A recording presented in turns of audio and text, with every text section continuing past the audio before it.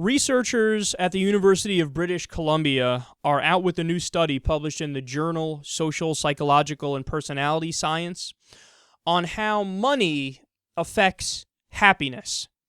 So their conclusion is interesting. They say, quote, "Money can't buy love, money can't buy happiness, but you might be able to buy your way out of sadness. Research has found that wealthier individuals feel less sadness during their daily activities, but surprisingly, no more happiness than their poorer counterparts." So that's interesting, and they're making some very precise distinctions here.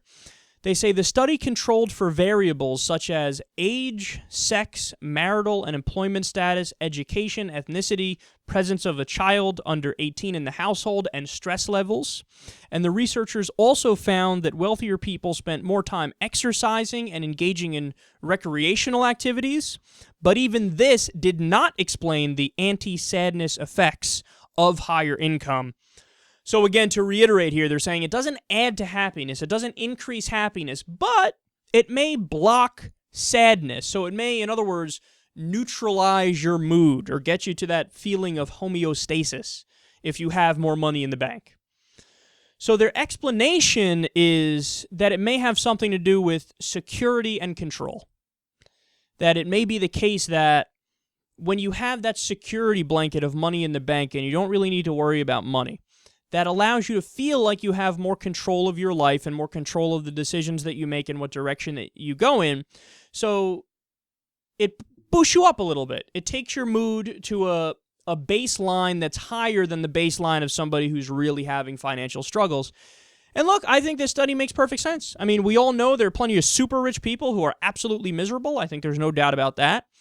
But by and large, is it fair to say that if somebody's well off financially, that they're likely going to be less sad than people who are poor? Absolutely. And understand, there was a study that came out a few years ago now that said that money does buy happiness up to a point. They say if you make anything from $0 a year up to $75,000 a year, everything in that range will affect your happiness. So the person who makes $20,000 is going to be less happy than the person who makes $40,000. The person who makes $60,000 is going to be more happy than the person who makes $40,000, and up the line. So the more money you make up to $75,000, money does affect your happiness. But they say it levels out at the line of $75,000. So somebody who makes $75,000 is equally as happy as somebody who makes $120,000. See, you would think that if the trends held true and if money really did fully buy happiness, that the person who makes $120,000 would be happier than the one who makes $75,000. But that's not true. Once you hit $75,000, they say for the overwhelming majority of people, you can afford the kind of lifestyle that you need and that would make you happy and that would give you comfort and security. And anything above that is just you're piling on to that already established position. So $0 to $75,000, happiness increases the more you make, but over 75, it kind of levels itself out, which I think, although it's a different finding than this study, it's a very similar finding to this study. And look, politically, the conclusion that this points to in my mind is what we've been advocating all along. I always say, much to the dismay of a lot of my progressive listeners, that I am to a certain extent a capitalist, because I believe in a mixed market economy.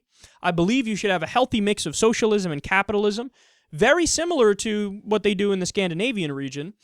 And I think that this kind of backs up my point, because you do want this aspect of competitiveness, and you do want this aspect of people harnessing that feeling of greed in their human nature and the feeling of I want to get ahead in their human nature, which is there. There's no doubt it's there.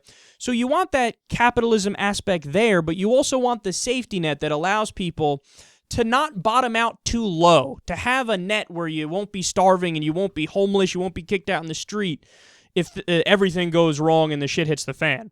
And I think that this kind of backs up what I'm saying, because they're saying that, look, money isn't the end-all be-all, but money's important. It's certainly an aspect of it. And if it doesn't make you happy, it at least prevents sadness. So that's what I want. I want a society that it's up to you whether or not you make it in the society, but even at your worst, I would like it so that you're not miserable. We prevent your sadness by giving you at least enough of a financial cushion where you're not homeless and you can afford to eat. I don't think that's asking too much, and I think studies like this kind of back up the political economic system that I push for on a daily basis.